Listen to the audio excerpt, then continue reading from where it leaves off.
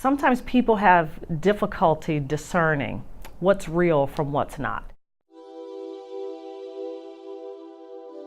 My name is Dr. Suzet McKinney. I am the CEO and Executive Director of the Illinois Medical District, and I also serve as a member of the Science and Security Board of the Bulletin of the Atomic Scientists. I've been a member of the board for just over 3 years now, almost 4, and I was asked to join the board as a result of my experience and expertise in biological terrorism and concern over bioagents and emerging infectious diseases. It's a fascinating and intriguing process that we go through to consider the issues and how those issues have evolved over the past year, and then also to have those discussions to the point that we reach a consensus on not only what we want to say to the world, but how we want our thoughts and our opinions represented to the world through the setting of the Doomsday Clock. It is now 2 minutes to midnight.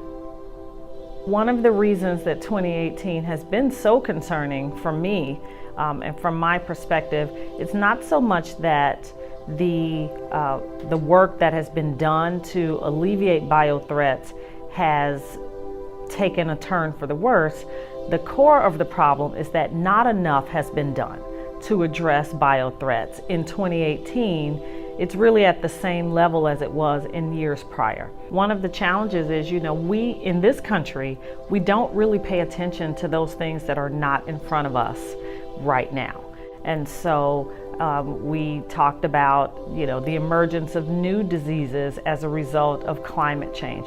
That is not an area where we're being proactive to develop science and scientific methods that could help us understand that phenomenon better, nor are we taking measures to develop new vaccines or other new medical therapies that could help alleviate or minimize the impact of some of those diseases. It's very disconcerting because it puts us at a position of vulnerability where we wind up being reactive to a situation as opposed to protecting our citizens in a more proactive manner.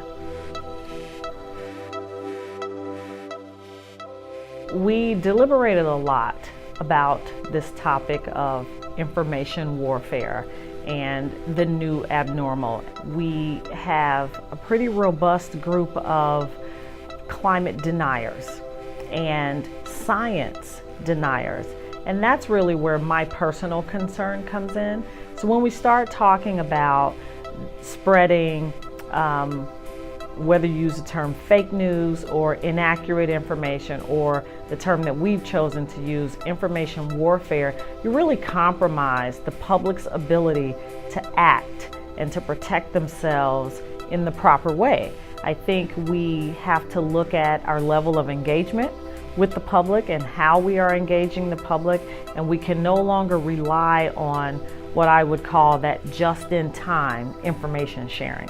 Instead, we have to be more proactive in our approach, and that means during peacetime, or in other words, during times where there are no emergencies that we're responding to, we still have to be engaged with the public, helping them understand what the most likely emergencies are to occur in any particular area, and giving them information proactively, engaging them in emergency response efforts and their roles in an emergency response pre-emergency, so that when the emergency occurs, they have a knowledge base that is stronger than what they've had in the past. And I think that's really the only way that we can take a more proactive approach to combating misinformation. One of the areas where the Bulletin is extremely valuable is from January through December, the Bulletin is putting out information around the issues that are of greatest concern to us. So while we issue a clock statement and we set the timing of the Doomsday Clock once a year, the Bulletin is a source of information and knowledge all throughout the year. What we want is for people to use the Bulletin as a source of information throughout the year, and not just the one time a year when we release the setting on the clock.